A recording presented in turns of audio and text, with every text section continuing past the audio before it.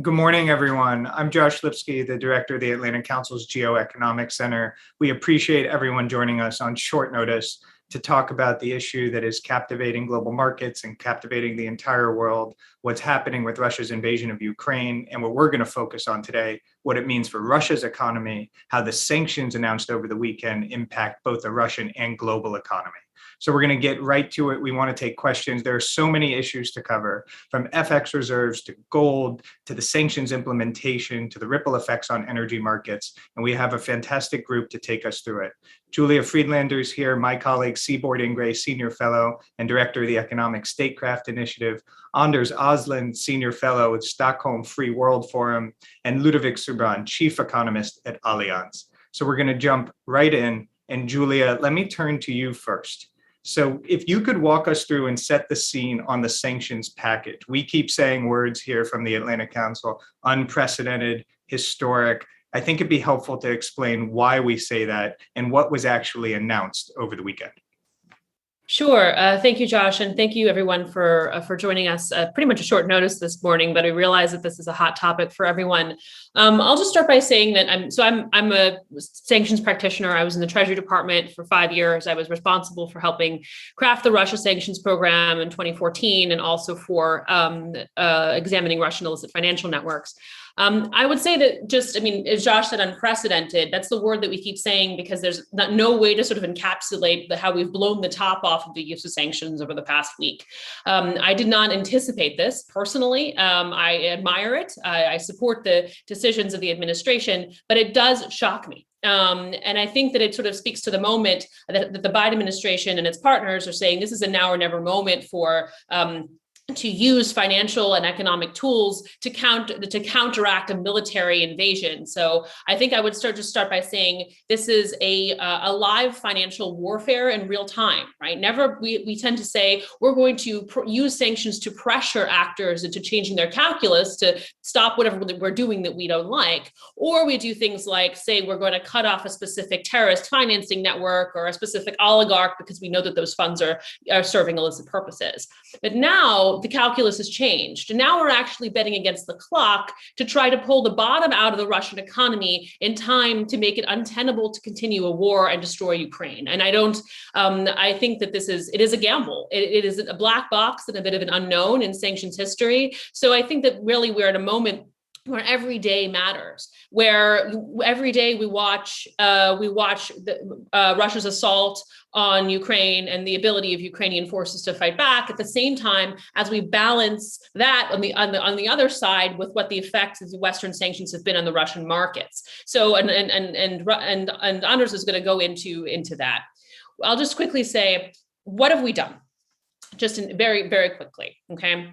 We have sanctioned state-owned enterprises. We have sanctioned all of Russia's major banks. We have tightened debt and equity restrictions. That includes in the secondary market. That was a sort of third rail consideration in 2014. We have sanctioned oligarchs, and there are probably more coming in the days to come to match the European Union's actions. And most tangibly over the weekend, and this is, I think, what we're going to talk about the most today, the freezing of central bank foreign exchange reserves in Western jurisdiction in unanimity by G7 countries. Now, this, again, if we say sanctions are unprecedented, I'm starting to say that this is the big red eject button that you in the Austin Powers movies, right? I did not anticipate that they would go this far, this fast. This is the highest escalation step in terms of direct impact on the Russian economy that the West can take. Now, of course, we can discuss what's left, but to do, there are other things that can be done. But if the idea was to do one thing that was going to have the most impact and to do it immediately, this was that. And there are going to be incredible implications for the implementation of sanctions. Now, many of my former colleagues work in banks and work in financial institutions and are responsible for implementing this stuff right now. So what I always say about sanctions is the devil is in the details. The beginning is the announcement, the success is in the implementation. So there is a long process ahead of making this come to fruition and tying up loose ends. I'll start with Josh. That is my sort of opening bit, and I know you're going to ping me on further details. Yeah, a lot to dig into there, Julia. Thank you. And when we think about the FX reserves, just to underscore how quickly it came together with the G7 over the weekend, Japan didn't sign on initially just because it was overnight. So we heard the announcement on Saturday. People were saying, why isn't Japan signed on? It wasn't because they weren't on board. It just came together so quickly that it took till Sunday morning in Asia for Japan to say, we support this as well, just to give a sense of how swiftly this moved. And we've done analysis here at the center about the 350 billion to 400, depending on how you calculate, on FX that was basically frozen overnight. And the way we talk about it is, the equivalent of Austria's GDP, just to put it in perspective. Anders, let me turn to you on the Russian economy. What is happening right now on the ground in Russia? And I think the way to frame this is, are the pressure points the US and the G7 are trying to hit actually working as intended? Yeah, to follow up on what Julia said, and so to say, put a few numbers on it. This is an extraordinary blow, and Russia all of a sudden got to almost Iran-style sanctions. Oil and raw material export is still not sanctioned, but financially this is pretty much the same thing. And surprise, surprise, the Russian economy collapsed in one day. The whole financial economy collapsed. And to give you some numbers, the Russian 31 stocks that are traded in London have fallen by 98% in 2 weeks. So essentially the Russian financial market has closed and is not likely to come back. This is how severe the situation is. For example, Sberbank Europe, based in Vienna, Sberbank's operation in Central and Eastern Europe, went bankrupt yesterday. Virtually all funds that have invested in Russian assets are likely to go bankrupt because of this. And the Russian ruble fell instantly by 30%. It's likely to fall much more. A minimum would be 50%, which is what it fell by in a relatively mild crisis in 2014 after the first Western sanctions. And with 50% devaluation, you would expect at least 20% inflation, perhaps more. And with that, you would expect to see a substantial decline in GDP. In 2015, after the financial sanctions of 2014, Russia's GDP fell officially by 2.5%. In 98, when there was a more severe financial crash, GDP fell by almost 5%. I would expect that the 5% would be the minimum. Now, I think it will be worse than in 98, because in 98 there was a fast cleaning up. Now there will be no cleaning up. It will be just a great mess. There will be big problem to try to salvage the big Russian state banks. And of those, only Sberbank is well run. The others, VTB, Gazprom Bank, and Roselkhozbank are normally not making significant profits, and normally get extra money from time to time. So this is really a horrendous crisis for the Russian economy. And as long as the war lasts, there's no reason to believe that they will come out of it. For President Putin is striking, he has all the time prided himself of macroeconomic stability. Whenever he talks about economic themes, he talks about the big international currency reserves. As you pointed out, Josh, now they are frozen. And there are no benefit at all to Russia. He loved the concept of fortress Russia. Now it turns out that it's no fortress at all. And Russia has simply become uninvestable. We have already seen that 5 big oil companies have withdrawn from Russia: BP, Shell, Exxon, Norwegian Equinor, and Austrian OMV. And say that they are giving up their assets in Russia as yet unclear how. Only French Total, of the big investors, is so far hanging on. And we are now seeing that very many companies refuse to sell to Russia because there are too many dangers, reputation risk, selling to Russia. And one reason why the oil prices skyrocketed is that nobody wants to buy Russian oil now because they don't know how they can pay for it.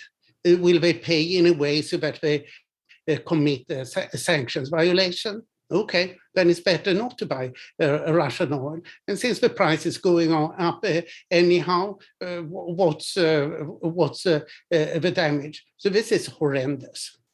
So Anders, thank you for putting the context for us. And also, I'm glad you brought up 1998, because I wanted to ask you about that in the comparison. And just to, emphasize this, in your opinion, is this is worse than 1998, if I'm understanding what you said correctly, and the Russian financial crisis. But I would just want to ask specifically on the banks and liquidity. We saw the reserves got cut yesterday and this reserve requirement went down significantly. What do you think that means in terms of the potential for bank runs in the near term? And really my question is, how long can Russia survive economically under these sanctions, in your opinion? Yeah, of course, you're posing the right question. I haven't quite thought it through, not long. Okay, fair enough. But take in 98, the Russian stock market fell by 94%. Yeah. Now it has already fallen by 98%. Yeah, that's good context. The economy was cleaned up through bankruptcies, and it came around very nicely. This won't happen this time. So this is far worse. There was a bank run already on Monday. Russians tried to get the money out of the ATM machines, and then they tried to whatever they could, and then they tried to exchange this for any serious currency. That is any currency but Russian ruble. So this is a horrendous crisis. And of course, in 98, there were the international financial institutions, the IMF, to support. That won't be the case in this situation, at least in my opinion. So to be continued on this, but I want to turn globally. Ludovic, let me turn to you. So what Julia laid out, the US and the G7 brought down the heavy financial hammer on Russia. Anders talked about the impact on the Russian economy, but there are certainly spillover and ripple effects both on energy markets and beyond, first in Europe, but then as we think of commodity prices and food prices and wheat all around the world. So Ludovic, could you give us from your perspective and the work you're doing now, what you see both in the near and medium term for the global economy? Well, I guess it's thank you so much, Josh. And of course, I just want to say in the introduction, we have this very rational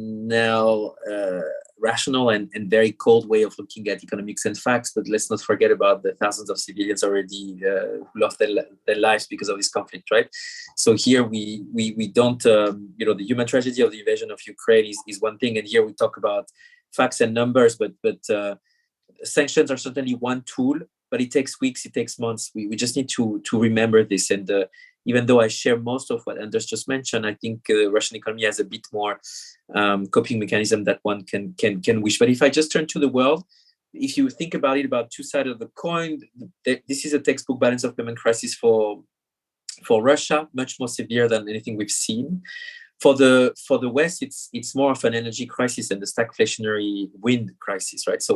So for the West, it is four channels of transmission: confidence, finance, energy, and trade. Yeah. So if I take them one by one, and of course, energy is the bulk, is the most important here. But the confidence effect, we've seen it a bit in the financial markets. There is volatility. There is this idea that this could be the stroke that breaks the camel's back. So the liquidity cracks are being revealed. I mean, there is this sense of, okay, there is a bit of panic and confidence and so forth, but it's maintained because there is a bit this double put. I would say the central bank will be here if we believe Corona was the crisis out of which we need to draw lessons, and Treasury ministries will be there should things really go sour, right? The second finance sanction, de-swifting Russian banks, putting the sanction on the central bank. This is unprecedented in many ways. Julia mentioned it. I don't talk about the very idiosyncratic measures again, the oligarchs, some companies, or some. But it is very interesting to see that we managed to unplug Russia from the rest of the world, and so we are only seeing now the first order effects of this, right? Through capitalistic links, through the consequences of that, or at least the idea that it could be done for others, is something very important. And of course, there is this idea of trying to circumscribe this, but it's hard. If you own Russian holdings or Russian coupon, or if you own Russian bonds or corporate bonds from Russian companies, if you're due to be paid something on your coupons, today I'm not really sure that you're not in a default, a de facto technical default, right? There is already an announcement by the government in Russia that they can default on Russian-dominated bonds, but on the international side, this interface is broken in a way. So we're trying to assess what can be cleared on this interface on the financial sector, and this is the transaction costs have skyrocketed, because of the de-swifting. There is this equivalent of SWIFT in Russia, but the transaction costs are much higher. There is this possibility of crypto, this possibility of yuan, and so forth. But we're talking about something that has completely, we have asphyxiating. We've completely reduced the magnitude of the pipe, the financial pipeline with Russia. And so for the West, it has effect immediately just because of the sheer exposure on Russian debt, right? And especially the redemption, we're talking about 37 billion at stake of redemptions on bonds. We're talking about this illiquidity, and the contagion effect on the financial sector, on other emerging markets, on the index funds, on the asset management world, right? So, then there is the trade effects. Of course, trade as in trade receivables, but also as in physical trade, right? We're talking about Russia is not a big, client of European firms, but it's still 2%, right? And it's still billions at stake.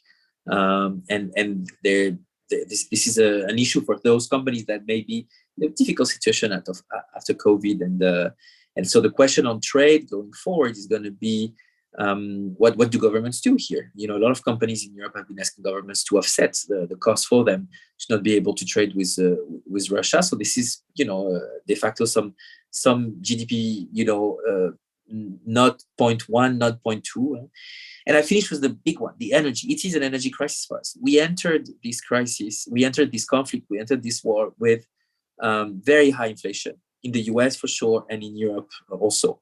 We entered this crisis with the conviction that inflation will not be there to stay, that there was growth. There were some caps to the stagflation, to the depression elements. We said, okay, there is hoarding, there is no wage price spiral, central banks are credible, we're going to try to find ways to calm down the hump, and to get back into a normal set of inflation. And then comes this energy crisis, and then everybody starts to parallels with the 70s. Not so sure they work, but there is this idea that in Europe, for example, we're talking about 100 basis points, 150 basis points of inflation more. That means we're talking about inflation in the realm of 5-6% for the remainder of 2022. So no deceleration of inflation. We're talking about central banks that are a bit stuck between a rock and a hard place. You don't want to, because of the uncertainty, because of the risk of financial fragmentation. Just think about Europe, where you have Italy, which is a big importer of Russian gas, as well as Germany. At the point of peak divergence, what do you do if you're the ECB? So we have, these consequences are in terms of inflation massive, in terms of growth also quite important. We're talking here already about at least half a point to a full point of GDP shaved off of Europe growth for 2022 already. We're talking about indeed this dovish period of central banks, and that's for Europe. But the question is whether the US can defy gravity. There is this decoupling today. Euro-dollar parity is in sight. There is this idea that maybe Europe is taken in this vortex, but that the US has to fight first for price stability, that the Fed will continue to hike, that the US somehow is much less linked to the Russian crisis. But again, The US is very linked to Europe. The US is very linked to the wealth effect of the confidence crisis. So for me, I think this is just a question of time, but you see that the situation in which Chairman Powell is very complicated today because of the volatility and the wealth effect on the financial market. And so we are in this situation where the Russian crisis has first order effects that, are through these channels. But the big question is whether the Russian crisis or the war with Russia, the invasion of Ukraine by Russia, is posing more problem to financial stability, to demand for liquidity, whether it's revealing some vulnerabilities that we've accrued all through COVID, the effectiveness of central banks to calm inflation when all of that is imported, when all of that is related to pipelines, when all of that is related not to demand and overheating, but really to the sheer demand for gas that we need. And so there is this situation which is crystallizing, and we know more every day, every week, and we keep continuing to take the pulse. Ludovic, thank you. And I just want to underscore something you said.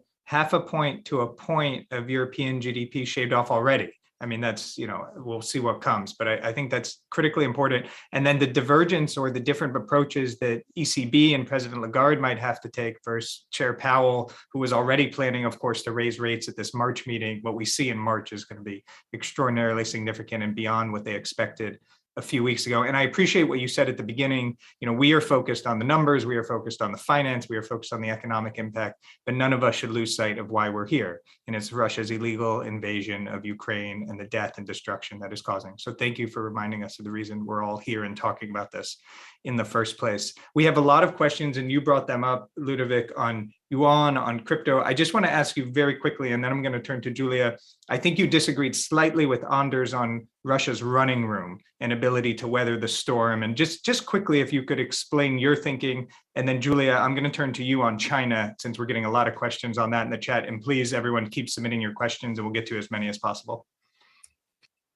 I mean, it's I share again most of what Anders said, but I think we underestimate the coping mechanisms at stake here, because first, there is still gas flowing from Russia to the rest of the world. That means there are still financial flows going the other way around, right? So we haven't really stopped. We haven't put trade embargoes per se. So there are weeks during which Russia is still building reserves. So we may have frozen, and Julia mentioned it, the idea of this lifting the immunity of central bank is unprecedented. I've never seen that in my career. I didn't think it would happen, right? So this is a big blow. But remember, some of these assets may be frozen, and great. These are deposits in national central banks. These are deposits in current accounts and in deposit accounts in the banks. But there are still other ways, right? Russia has de-dollarized massively, for example. So Russia owns only 4 billion of US Treasury as of today. They used to own 170 billion 10 years ago. So we're talking about a country that has built this weaponry, for such a crisis. Russia, over the past 10 years, has built reserves in view of this type of crisis. The purchasing power of the Russians have not moved in 10 years. So there was, the months of cover that you had at the Russian central bank was unheard of, just like a lot of emerging markets. So for me, that means that there is a bit more to this that we need to be careful of. Bitcoin is one. I mentioned China is another. And the third one is, again, there are still flows of income as of today. And I mentioned coupons so that our viewer understand. Once you pay coupons, that means you already have the money. That means so there is already a lot of financial data going from the West to the East by the fact that they have the money, so they can default on that, and this is money that they have then. So you may have, de-dollarized, and Anders said it very well. It's very Iran-like, the way we isolated financially Russia. But that still doesn't mean that they may have a bit of commitments. Our calculation, for example, show at least a month, if not 2, of being able to contain. And you saw already, for example, the move on the ruble today. There's been a pickup, so that tells you that there is a bit more to the story. But again, it's all about a question of expectation, and Anders said it very well. There is room for proportional, reciprocate, and gradation in the sanctions. And the West has shown unity and certainly commitment to this one to an unprecedented level. And so I think that's what is important here. Thank you. No, that's helpful. And that, your analysis on the month or two is useful as well. But Julia, let me turn to you on some of the points Ludovic raised, and let's start with China. A lot of questions on that. And I'll frame it like this. Is China the potential financial lifeline to Russia that some speculate it can be, either through the FX reserves or the swap lines or just other trade that's going on between the countries? Can that work? Will it be enough? Thanks, Josh. And I've just been sitting here vacuuming up what Anders and Ludovic have been saying. I'll start by saying that, like in sanctions world, we always talk about cooling effects. Cooling effects have to do with two major factors. One is the anticipation of future sanctions. And I do believe that there are more sanctions coming down the line that will implicate third markets. There are lots of discussions in the newly reassembled US Congress now about secondary sanctions. So that, again, would implicate China and hold them ostensibly in breach of US sanctions and subject to US penalty if they were to be actively aiding Russia. So there's on one side, there is the fear of more US hammer, Western hammer. On the other side, there's just business sense. And what we see in a lot of the companies that are withdrawing from China, Western companies that are withdrawing from Russia over the past couple of days, are not doing that because they're required by law to do so, but because they realize that they have to cut their losses now, that there could be further repercussions, and that goes beyond, of course, the corporate social responsibility that we hope that they take into their calculus, but also that a question of just return on investment. So that's what's good. Both of those things are going to be going on in Beijing's mind, in addition to the financial factors there, right? Are there going to be U.S. secondary sanctions? China, doesn't advertise this, but they do, of course, uphold U.S. sanctions. They implement U.S. sanctions, at least larger financial institutions, because they rely on access to the dollar and access to Western markets. And so, with that sort of looming in the background, I think this is what we're experiencing, especially reading announcements that there are again discontinuation of coupon payments going on, and especially dollar-denominated ones, right? Can Russia, receive a bit of help from China? Technically, absolutely. I mean, China holds 17% of their reserves. Those could be tapped through a swap line, through, as you mentioned, a foreign exchange swap to exchange either in dollars or in yuan to provide Russia additional liquidity.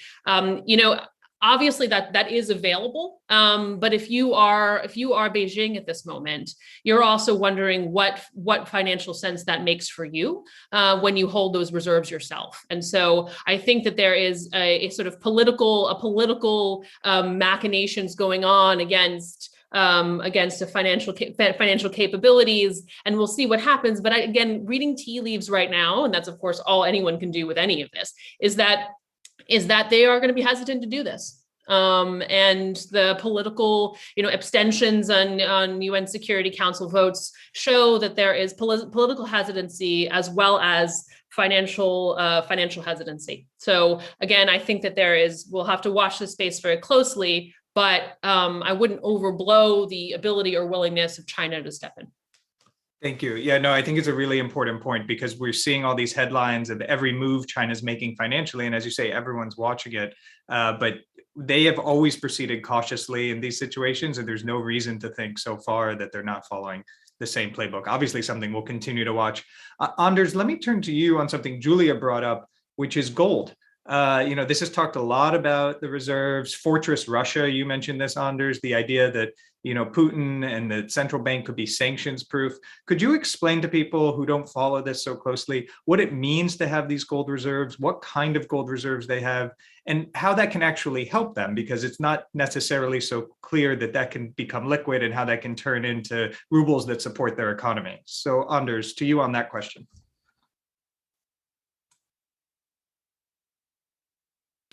I don't remember offhand how large the gold reserves are, but it's something in the order of $100 billion. So they are substantial. As far as I understand, they are being held in Moscow, in a building in central Moscow.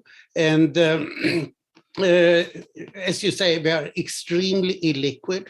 and it will be very difficult to turn it into to real money now. So I don't think that this is a good asset. And of course, Julia and I emphasize that the Chinese are not very happy to utilize, let Russia utilize the reserves that they hold. And this big reserves that Putin boasted about all the time, they have now been frozen. So this is not really an asset, but a big waste that he has built up and reduced the standard of living in order to hold it. So I think that the reserve situation will be very difficult indeed. So yeah, the gold is not all it's cracked up to be. China may not be rescuing Russia financially or something. It's important to go through these options and think through what they actually mean in practice. Of course, there's some hard currency that they have as well that they're assumingly burning through. A question we have here, and Ludovic, let me turn to you on this, on food prices. It was very interesting in Lebanon and some other countries over the weekend. There were signs put up in stores after bread runs that said US sanctions do not apply to agriculture exports. And that just really struck me. The idea of this causing a panic on bread and other agricultural exports, and then these bakeries saying, no, these are exemptions. But what are you seeing on the food price perspective for emerging markets around the world? I mean, the crux here is Ukraine, not Russia. It's Ukraine represents 14% of wheat product, consumption, or at least exports from Ukraine. So there are substitutes, just like there are for gas. Argentina and Canada are non-substitutes for wheat. But fortunately, I spent part of my life working for the World Food Programme. So I've seen this before. The food security aspects of such conflicts are massive, especially for countries where wheat is the staple. So it is a big question. Remember, the initial condition of this crisis was that food inflation was already very high. Just look at Latin America food inflation before the crisis; it was massive. So the terms of trade were plummeting everywhere because of this dual economy, right? In a country like Mexico, where you still have commodities exports, this was good that oil prices were high, but because of the cost of transport and also a bit of Niña, you have this very high food price inflation.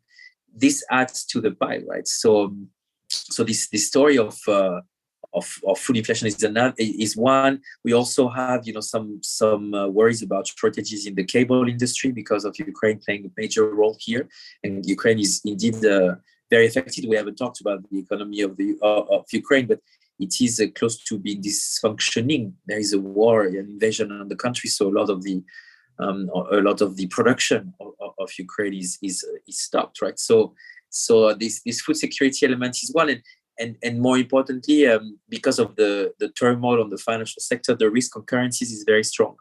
Remember, most of the emerging markets have tried to be very proactive by increasing their interest rates to avoid the so-called taper tantrum 2.0, right? So before the crisis, as the Fed was pricing in, or the markets were expecting the Fed to hike a bit more, a lot of central banks in Eastern Europe, in Latin America, have decided to hike preventively to avoid a strong depreciation of their currency. With this current situation, the liquidity, the demand for dollar is very strong, and as a result, a lot of these currencies are losing value, and so there is this risk that this adds up a bit to inflation, and especially of food inflation for those countries that are net importers of food.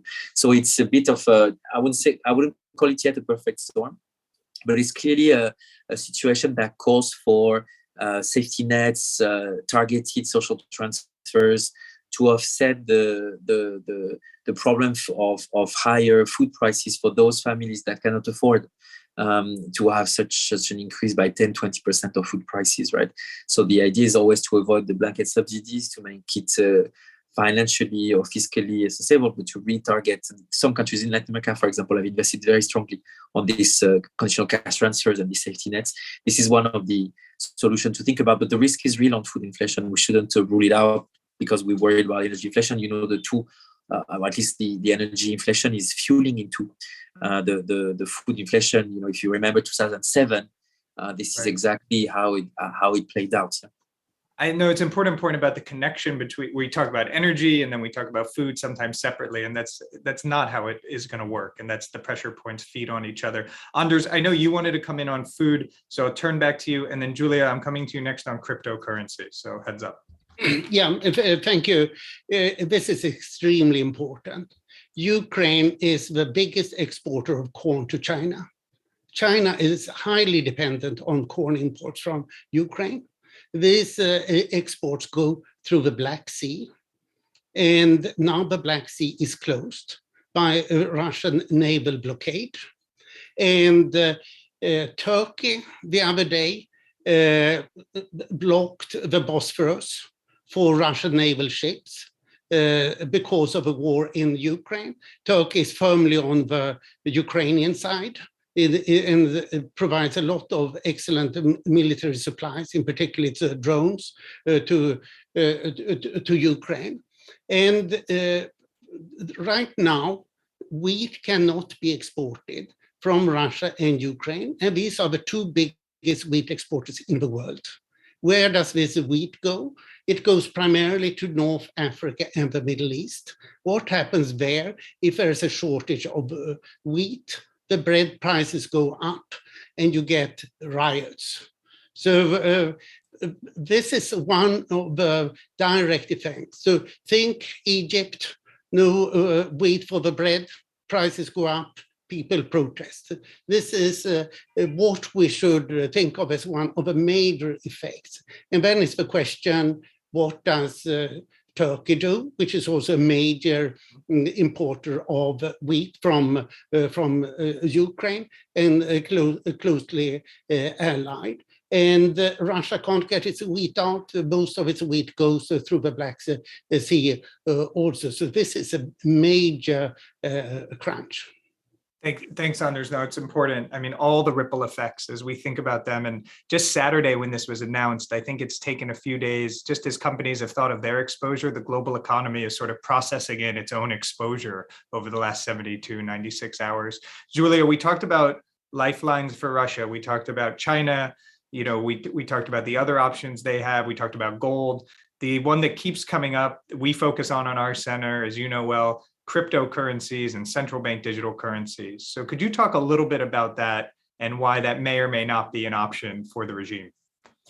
Sure. Thank you so much. I think that, just to emphasize what you just said and what Anders just said about knock-on effects that we don't know yet, it boggles my mind sometimes.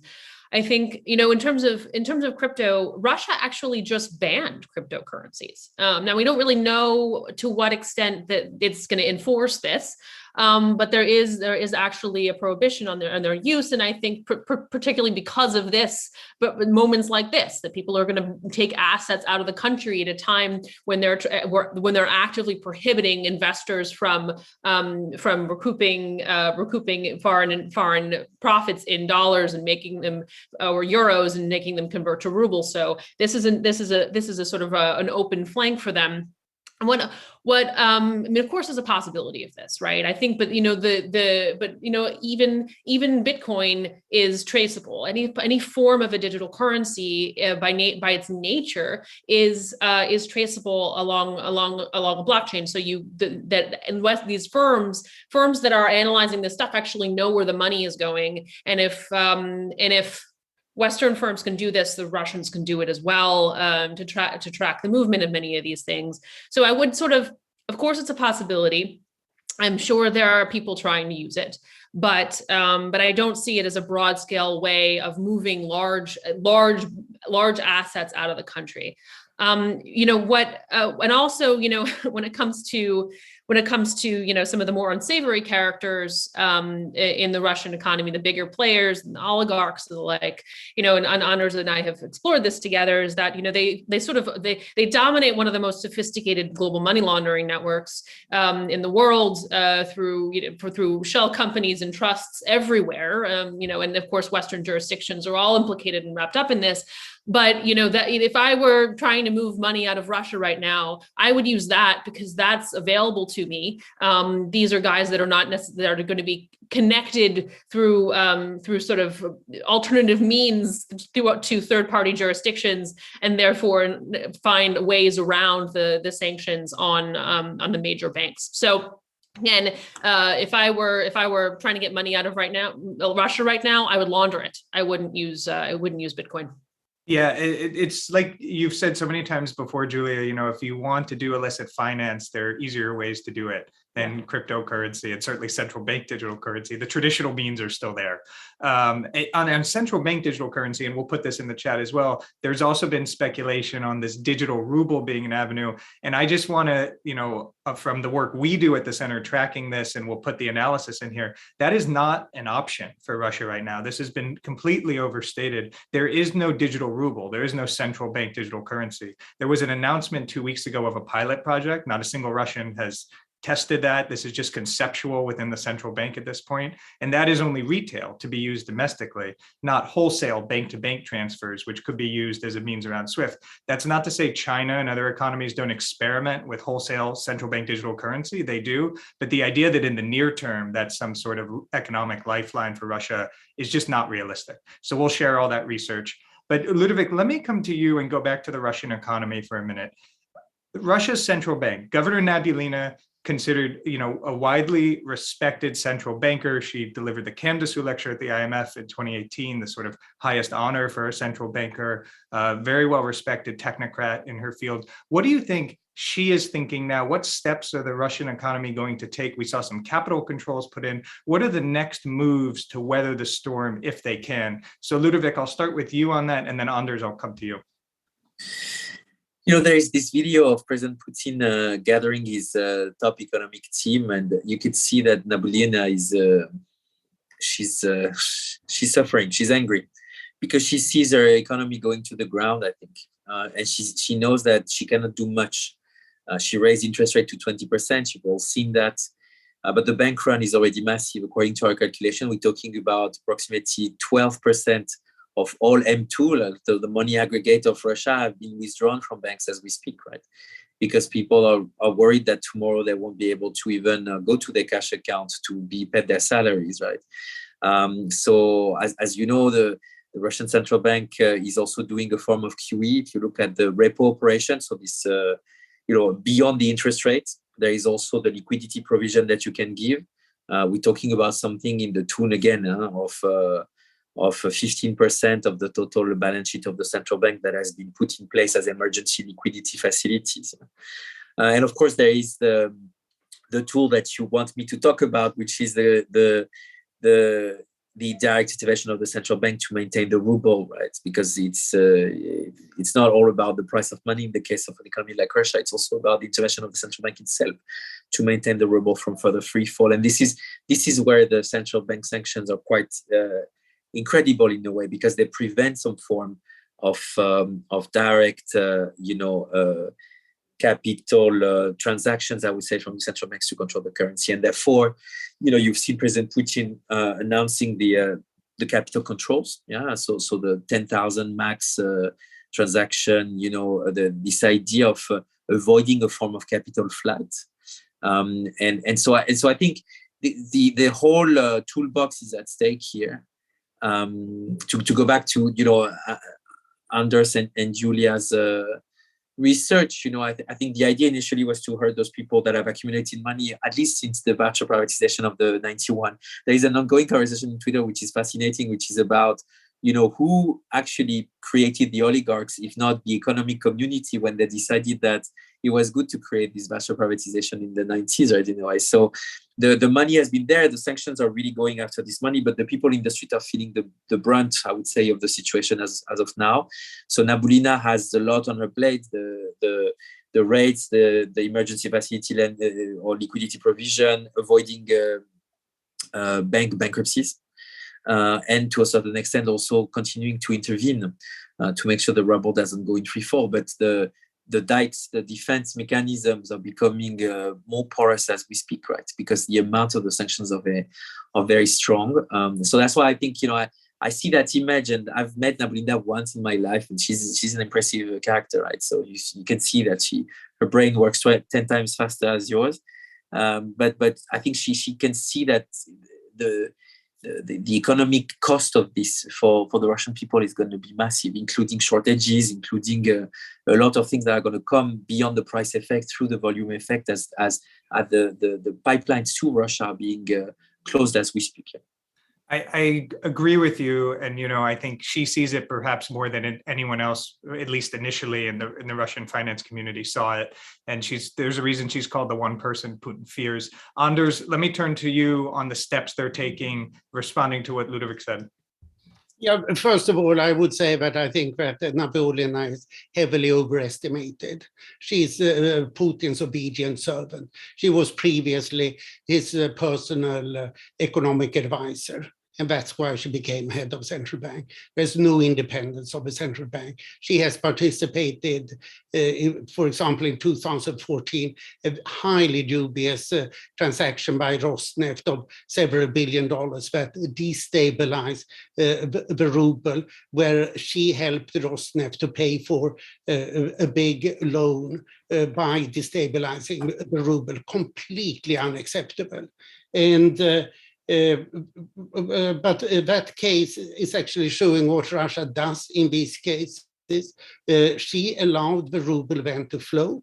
It lost 50% of its value approximately in the course of the month of December. There was a big run on goods in the shops because people wanted to use their rubles while they were still worth anything, exactly as we have seen this weekend in Moscow at least, and probably over the whole country. And then the ruble came back after a month approximately and rose gradually in January. I think that this is what they would try to do, but I don't see that it will succeed this time. I think that the ruble will continue downwards in this case instead. And to shock increase the interest rate from 9.5% to 20% doesn't make much sense to me. It doesn't give you confidence. It just shows that the central bank is in panic, and you had better to be in worse panic than the central bank because you are weaker than the central bank. And the only response is really regulation. They have now gone back to 1990s regulation, as Ludovic said, and this is not a good solution. You can say that Nabelinda on Monday made the ruble non-convertible again after it has been considered convertible, I remember, since 2006. And that is, of course, unfortunate, but not much to do with. I should add what Julia said about how you take money out. It's, of course, through trade. You do it through under-invoicing of metals or oil that are being traded a lot by private people. And this will be a major source of money laundering. So therefore, I think that Russia and Belarus should be put on the blacklist of FAT, the money laundering police of the world, and Russia should be kicked out from FAT. Let me also add here, the IMF and the World Bank have offices in Moscow that are helping the Russian government with advice on how to counteract against the Western sanctions. This should not be the case. These two offices should be closed instantly, and these services by the IMF and the World Bank should be ended. Thank you. Anders, thank you. And I appreciate what you said about Nabelinda and her history. It's important context. And I agree with you on the, the panic and even the reserve requirement dropping yesterday. None of that, from my perspective, feeds confidence into what the central bank is doing. Julia, we have about 10 minutes left. There's a lot to cover. We have 30, 40 questions. We won't get to them all. We are going to do more on this, of course, from the Atlantic Council, from the Geoeconomic Center, from the Statecraft Initiative. But I want to turn to you on the black market. I mean, this is not something that is new to Russia, but obviously, given what's happened, is going to just explode in certain ways in the weeks ahead. What do you think will happen in the Russian black market developing in just the coming days and weeks? And then if I could turn to you as we kind of think towards wrapping this up, long-term implications. The US brought down the heavy hammer, as we talked about, but what does that mean for sanctions usage going forward? Sure. Thank you, Josh. And Anders will know a lot about the Russian black market in detail. But I'll say that it's a common thread that we see when we heavily sanctioned countries, especially, it's sort of like an incidence of history that many of the countries that we've sanctioned heavily are petrostates, are major exporters. We're talking about Iran and Venezuela, the maximum pressure campaigns of the Trump era that, actually Biden is now blown out of proportion in terms of it's the maximum pressure campaign on Russia. And so there's, obviously we noticed that, borders are porous. And this is something that we noticed with Iran, right? That there was, networks of sort of shadow oil traders globally that were helping to prop up the Iranian regime just by necessity. There was, oil was needed and Iran could provide it. Russia, of course, is the largest country in the world, right? There are, if you can trade, you could move oil across borders by truck so I think even if shipping is cut off, and again, Maersk is no longer shipping in and out of Russia, there are going to be ways to provide alternative support to the Russian state via those commodities, right? So then it's not only oil, it can be the mining and minerals, it could even be the grain, right? And so that's something to keep in mind. On the long-term implications here, and I've been trying to wrap my mind around this a little bit. I think that the Biden administration and its partners are really sort of saying this is worth our reputation, and this might be the one time that we can pull this off, that we can really target a central bank like this, evaporate its lifeline before other countries say, you know what, I saw that happen over there to Russia. What am I going to do? And it's easier said than done because you want to hold reserves in stable hard currencies. But I'm going to try to find alternatives to shield me from the most ostensibly most safest markets in the world becoming the riskiest. So I think that there is a longer concern here about the legitimacy of these maximum pressure campaigns. At some point, you'll in the policy world and the policy calculus that we have, sanctions are not going to be able to play that core role that they do now, right? And this is I think this is maybe the ultimate test of whether that's possible. I agree with the Biden administration. I think this is the time to do it, but there are going to be long-term consequences of what is in the foreign policy toolbox. I really do. No, it's well said. There are long-term consequences to an enormous decision that was obviously thought about, but in some ways made very quickly over the weekend. And just like we're understanding exposure in the global economy, we're understanding the ripple effects now of the decisions and what that will mean, and how countries think about how they hold their FX reserves and how they all of their sort of resources and how they invest it. Ludovic, let me turn to you on this kind of looking forward question, what it means. And maybe I'll frame it like this. You said 1 to 2 months, maybe Russia has running room. If the sanctions stay in place, as we expect they will, maybe even tighten further, Russia can't sustain, falls into some sort of economic collapse. How can that not drag down global economic growth significantly from your view? I mean, we have this, what we call the blackout scenario, because we take it from the European stance. So it's really this energy crisis, right? This Fukushima-like sensitivity, which is 10% less of volume of supply of energy, is 1 point of GDP less every quarter, 1 point of inflation more every quarter. So that's the blackout for me. So it comes mostly through the energy channel. If Russia is completely cut out again, I think it can be circumscribed, right? The problem of contagion in the global financial market can be managed because there are safeguards. Central banks, liquidity provision, the Fed can do more, the Treasury can do more for energy inflation. Trump signed millions of checks to Americans to, at the peak of COVID. So I think there is this idea that, or at least we're living still in this post-COVID world where, the states tend to overstay its welcome in the state of private affairs. So there is this idea that they can save it. I think it's a bit more complicated this time because the problem is very special and we made it a very financialized problem. So I mentioned that is my intro, the cracks of the liquidity are an issue. So, but taking the long view here, the main issue is, can we one day replug Russia? Just imagine for 1 second that there is a ceasefire, that China or India wakes up and decides to be this ombudsman, and that we have something that is not this terrible situation we're in. Replugging Russia will take years. Rewiring Russia into the global economy will take years. In the meantime, what did we achieve? We achieved Western unity like never before. It's been said by political analysts for days, for weeks now. We've also understood that energy independence is sovereignty. We understood that defense is important also.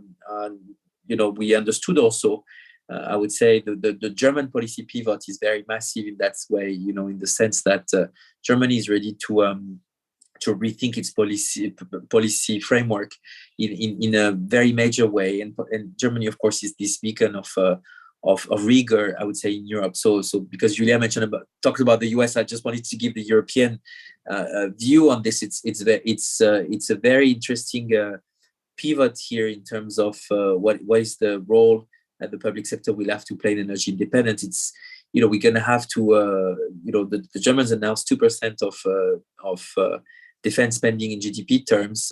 Maybe the European will announce at least the equivalent in terms of investing in energy independence. Because that is what this lesson is. Unfortunately, it's a big fat ESG lesson in many ways. So if we didn't take ESG seriously before, I think it takes it's unfortunately Jean Monnet who used to say that it takes crisis to build Europe further. I paraphrase very badly. We can feel that very strongly. Everywhere, in the political scene, the economic scene, in the street, in the people, in the colleagues. So that's the long view here, is that it's different. We are in a different situation now than we were before February 24th. I appreciate you quoting Jean Monnet. I think it's the appropriate and apt sentence and statement for this moment. And also what you said about rewiring Russia into the global economy, a project that was 30 years post-Cold War, post-collapse of the Soviet Union, now undone through Putin's own doing. Really, it's 2014 with the beginning of the sanctions, and now the escalation that will take years and maybe beyond to figure out how to reintegrate when we even get to that point. Anders, one final question for you, and then Julia, I'm going to close with you. What is one thing we should be looking for, people on this call should be looking for in the weeks ahead? If you were to point out a sign of distress, strain in the Russian economy, what should folks be looking for to see if the US and the G7 sanctions regime is working as they hope it will? Well, I think that we should look if Russia will still have the same government 1 week from now. I doubt it. This is what you typically do in such a situation, and that would make sense. I should say, I do think that financial sanctions work. We have seen it already. So the question is, are they too harsh? So the whole discussion we have had about sanctions not working is over. The question is, are sanctions so hard that we should be afraid of using them? And the reason why that happened is that the European Union suddenly came together, dead frightened by Russia, and all the European countries all of a sudden thought the same thing, and they wanted much tougher sanctions than the US wanted. And after having pushed for harder sanctions for years, Washington was just surprised and accepted everything that the Europeans said. So I think this is the explanation why the sanctions have become so tough all of a sudden. Now we'll see if they have been too tough. Thank you, Anders. And Julia, just final question in your concluding thoughts, and we'll give you the last word. What should we be looking for next from the US and the G7 side? You talked about it a little, but what could still come? And what are they looking for if they feel like they're not doing enough? Anders said maybe too tough, but they're evaluating every day to feel like it's enough. Yeah, no, thank you for that. And I agree with Anders' assessment about sort of the turnaround in European appetite for sanctions. I think that there will need to be a ramp up in sort of sanctions expertise and implementation, both in governments and in the private sector. Just the sort of the OFAC and the businesses around OFAC and the sort of are so extended in the United States. As this stuff becomes more sophisticated and more practiced in Europe, that's probably something that needs to happen there too. I think that yeah, I agree with Anders that we have to see if we've gone too far. I mean, how much pain do you have to inflict on Russia to collapse the economy in time to stop a war? That whole timing issue. If you already implode the economy and it's sort of on a free fall right now, what do more sanctions actually do? I mean, I do think that there is the question of energy, and that's something that's being debated in U.S. Congress, as well as secondary sanctions, as I mentioned. So that would affect third-party countries as well as Europeans, and further oligarchs. And sort of I think that then it turns a little bit into law enforcement direction. You saw the Germans seize Usmanov's yacht in Hamburg yesterday. That's sort of the trickle down effect of that stuff. So you'll see sort of more of that come. But I think, and then of course there's a question of mining and minerals. You could do all of this, right? But I'm not sure what the sort of value is on your rate of return. And I think it might just come down to a political show of force versus an economic one. Okay, I think that's a good note to end on. Ludovic, Anders, Julia, thank you. Thank you for taking time, an extraordinarily busy week. We appreciate everyone joining on short notice. Stay with us at the Atlantic Council as we cover this as it develops rapidly. You'll see our analysis, our writing, our events. We appreciate your feedback. We hope everyone a good and safe and healthy a week as possible. Thanks so much.